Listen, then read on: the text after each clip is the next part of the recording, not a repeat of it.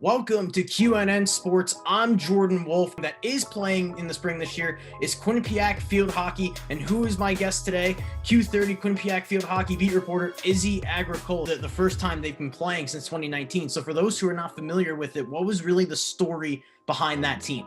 I just said, but what's one thing that you would like to see them improve upon moving on this season? You mentioned before how they play in-conference opponents. So with that said, what would you think is the ceiling for this squad this year?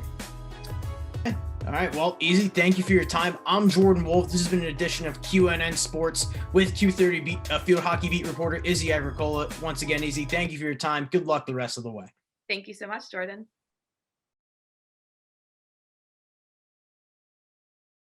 Krejci to Coyle, and the Leafs are mulch again.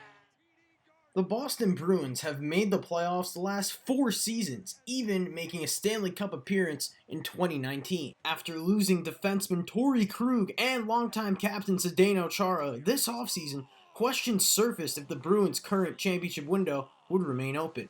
Early signs have indicated it has, as the Bruins have started the 2020-2021 season 11-5-2 and currently are second in the East Division.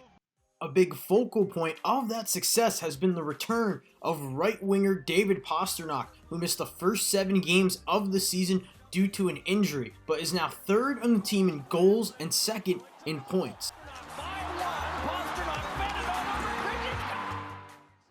The most recent example of David Pastrnak showing his true value was earlier this month in Lake Tahoe, where Pastrnak had a night to remember. Pastrnak goes for the hat trick, he scores! And David Pastrnak with the hat trick here in Lake Tahoe.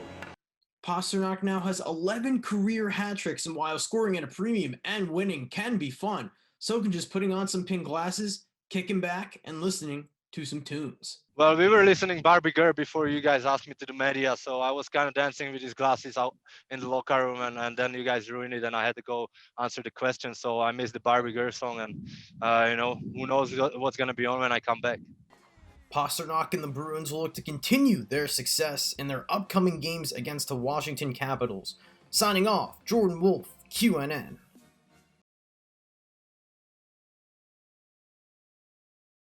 All of a sudden, it's just gone. It's kind of just shows you just got to take everything for granted.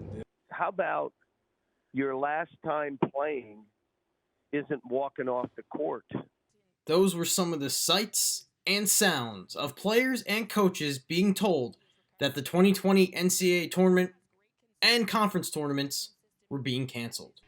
One tournament in particular that caught mainstream attention was the 2020 MAC tournament, as both the men's and women's tournaments each had games going into their 3rd day before MAC Commissioner Rich Enzer decided that the tournament was no longer safe to be played.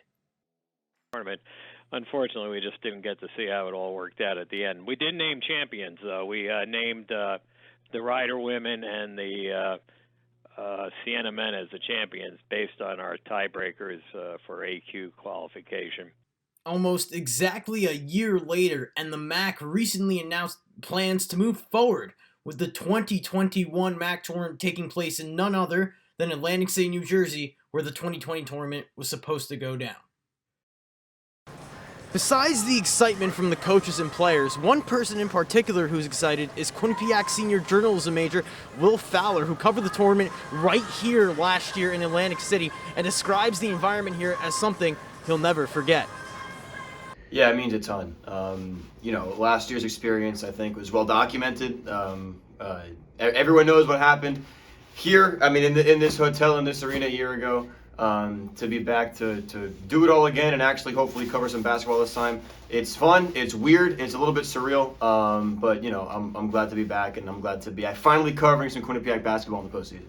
So there are the brackets right there, as Quinnipiac men's basketball team actually lost to Iona on Tuesday, and the Quinnipiac women's basketball team will take on Ryder on Wednesday, 2:30 ESPN+. Signing off, Jordan Wolf, QNN.